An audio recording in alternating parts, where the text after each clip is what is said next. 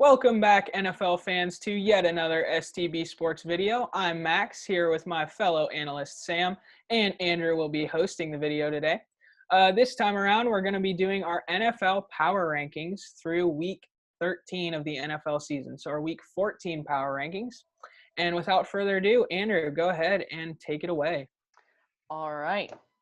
No surprise here whatsoever. At 32nd, we have the 0-12 New York Jets. Yeah, there's not really much to say here. Terrible coaching, terrible defensive play, terrible quarterback play. There's not much you can say here. They're clearly the worst team in the NFL. For sure, agreed. All right, probably not much surprise here either. At 31st, we have the 1-11 Jacksonville Jaguars. Yep, they've only won one game. That's good for second worst in the NFL. And as a result, we're putting the Jaguars at 31. They're definitely hoping for a quarterback in this year's NFL draft. Yep. Next up, we know it hurts Max, but at 30th, we have the Cincinnati Bengals. Yep, they're 2-9-1. That's good for third worst in the NFL. And the coaching staff is not working out. They're not the same team without Joe Burrow. And they've just been on a really bad losing streak as of late in ugly games. So that's why they're our number 30. All right, at 29th, we have the Los Angeles Chargers, 3-9. Yeah, so this Chargers team is a little bit better than the record shows. It's mostly due to the terrible coaching and late game decisions that hinder this team so much. All right, at 28th, we have the 3-9 Dallas Cowboys. Yep, this is a Dallas Cowboys team that is without star quarterback Dak Prescott, and it really shows. Bad coaching has led this team to 9 losses, and as a result, we have to put them down here all the way at 28. All righty. 27, we have the Philadelphia Eagles at 3-8-1. Yeah, slightly better than Dallas Cowboys. Doug Peterson finally made the correct choice in benching Carson Wentz for Jalen Hurts. I feel like this team just, with a terrible defense and even worse offense, there's nowhere else to put them. All right, at 26, we have the 4-8 Denver Broncos. Yeah, so the Broncos are trying out a second-year quarterback, Drew Lock. They're trying to see if he works in their system. So far, it's been okay, but it hasn't led to very many results. And because of that, we're going to have to put them down here at 26. At 25, we have the 5-7 Detroit Lions. Yeah, the Lions, they have probably a top 3 worst defense in the NFL this year. It's been absolutely atrocious for them. Their offense just has to pick up so much slack, and they just can't win games with that bad of a defense. They did fire Matt Patricia, though. That might have been a good decision. All right, at 24th, we have the Chicago Bears of 5-7. Yeah, so a little bit of controversy here. I know that Detroit just beat Chicago, but I think a little bit better play overall from Chicago as of late and less turmoil at the head coaching position gives them the 24 spot. However, they are on a very bad losing streak, so that's why they're so low. Definitely on a skid. All right, at 23, we have the 4-8 Carolina Panthers.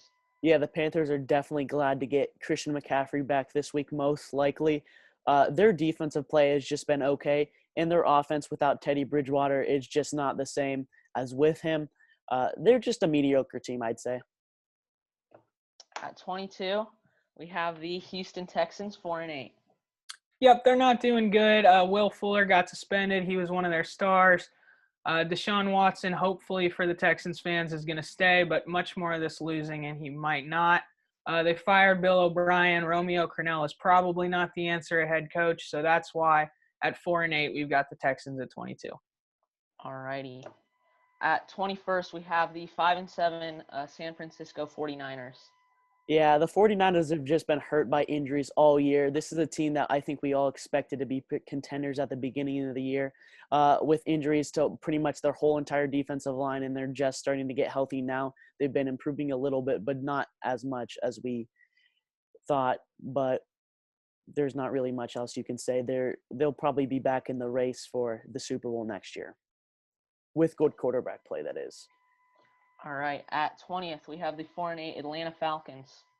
Yeah, so the Falcons are down here. They have had a really good last 2 games. They absolutely blew out the Las Vegas Raiders, and they almost took down the Saints.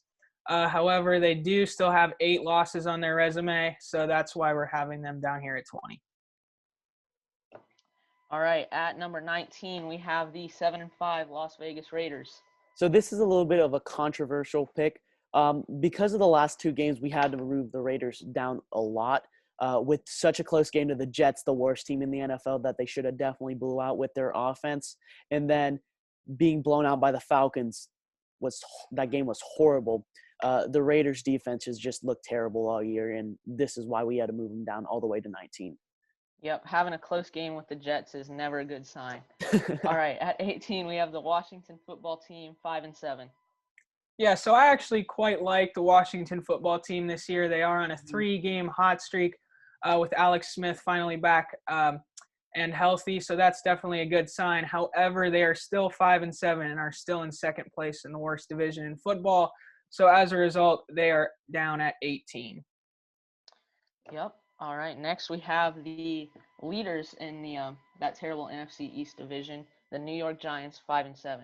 Yeah, just like the football team, the Giants have also been on a 3-game win streak. Their defensive play has been astounding the last few games, especially that game against Seattle. Huge upset to keep them in first place in the NFC East.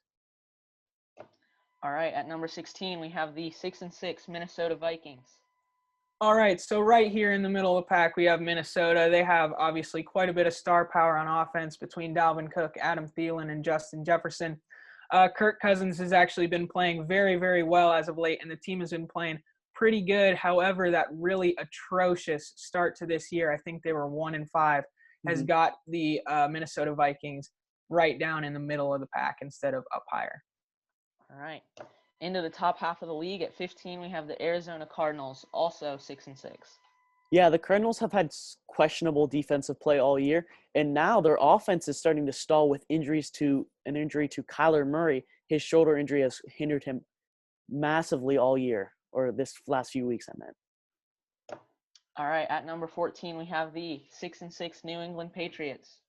So the Patriots we're going to have slightly above the Cardinals, mainly due to their absolute rout of the Chargers last week. That was a brilliantly coached game.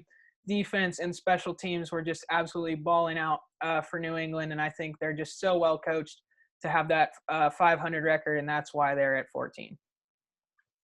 All right, at number 13, we have the 7-5 Baltimore Ravens. Yeah, quite a surprise to see the Ravens this low late in the year. We all expected them to have a great season, probably be Super Bowl contenders, but they just haven't played like that this year. Right now, they're not even really in a playoff spot or playoff position. The Patriots have a better chance to make the playoffs than them right now. All right, at number 12, we have the 8-4 Indianapolis Colts. All right, so the Colts, I believe, are in second place in the AFC South, and they have had phenomenal defensive play. They've had pretty good offensive play throughout the year. However, they just aren't quite as good as some of the elite teams we have above them, and that's why they are at the 12 spot. All righty. At number 11, we have the 8-4 Miami Dolphins. Yeah, I know. Quite a surprise to see the Dolphins here. Who would have thought they would have been this good this year?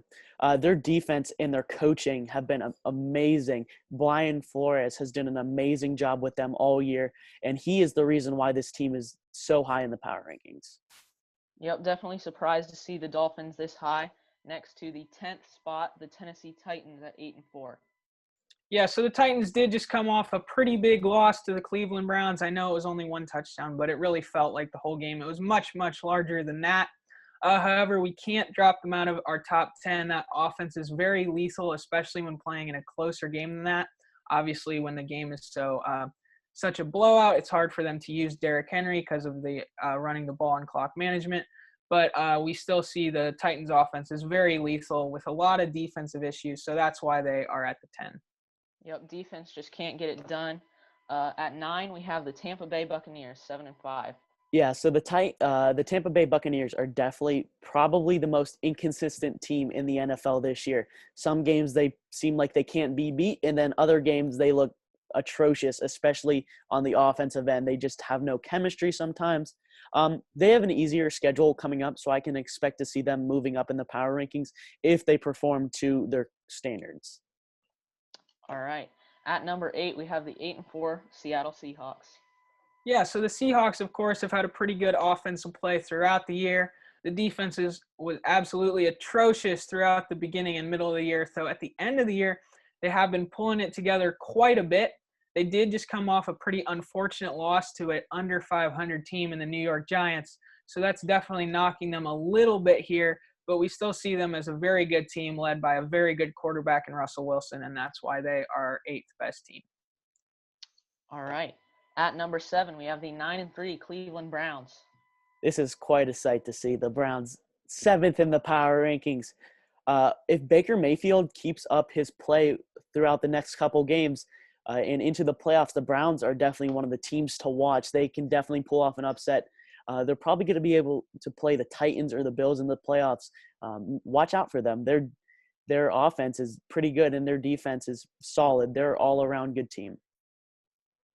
All right. At number 6, we have the 8-4 Los Angeles Rams. Yeah, so the Rams are currently, I think, leading the NFC West, which a lot of people consider to be the best division in football. And as a result, we have them very high up in our power rankings. That defense is absolutely lethal. Sean McVay is a great head coach, and when Jared Goff is comfortable in the pocket, he's pretty much just as good as a lot of other elite quarterbacks. So we're going to go ahead and put the LA Rams at 6. All right. At number 5, we have the 9-3 Buffalo Bills. Yeah, 5 is probably a good spot for the Buffalo Bills. Their offense has been very, very good all year, led by Josh Allen and star receiver Stephon Diggs. But their defense has been questionable at times, and that is what has been their demise a few games this year. But they haven't really lost any bad games all year, which is why they're so high. Don't forget about Cole Beasley recently too, Sam. Yeah. All right. At number 4, we have the Pittsburgh Steelers, who were undefeated until the loss to the Washington football team. Yeah, so that loss to the football team obviously drops them quite a bit. It's not the best loss for a team this good because, of course, the Washington football team is under 500. The Steelers just cannot seem to run the ball at all, and that is really why they're down here at 4. That defense is great. Big Ben is pretty good, but he just can't be throwing 50 times a game, and that's why they lost that game, and that is why we have them down here at 4. All right. At number 3, we have the Green Bay Packers of 9-3. Yeah, so no team in the NFL has been able to stop the Green Bay Packers this year besides the one game against the Tampa Bay Buccaneers when the Packers looked human. But other than that, Aaron Rodgers has just been leading this team, putting the team on his back. He has been amazing along with his connection to Devontae Adams and then the great running back play by Aaron Jones. Their defense has been solid, especially in the last few games, led by Jaire Alexander on the cornerback end. But other than that, this team is just all around great and is definitely going to make a deep playoff run. All right. At number 2, we have the 10-2 New Orleans Saints. Yeah, so the Saints are just on an absolute tear right now, and they're doing it all without Drew Brees. He could be coming back very soon. And as a result, we really don't see that New Orleans Saints win streak going anywhere anytime soon. We see them winning quite a few more games, and that's why they're going to be our second best team in the NFL. For sure. And what we've been waiting for at number 1, we have the 12-1 Kansas City Chiefs. Yeah, this is no surprise. The Chiefs' defense has been pretty solid all year, probably top 12 to 10 in the league. And then their offense, of course, definitely, in my opinion, the best in the league. You just can't stop Patrick Mahomes, Tyreek Hill, and all of those speed demon wide receivers for the Kansas City Chiefs. This team is, no question, the number 1 team in the NFL right now. All right. So that is actually the end of the video. So make sure to comment down below if you agree where your team was in the power rankings. We have 2 more videos coming out for you guys this week. We have an NFL team needs video, which will be coming out on Friday. And then, of course, our weekly NFL rundown for week 14, which will be out on Saturday. So make sure to like, subscribe, and then have a great day. Peace.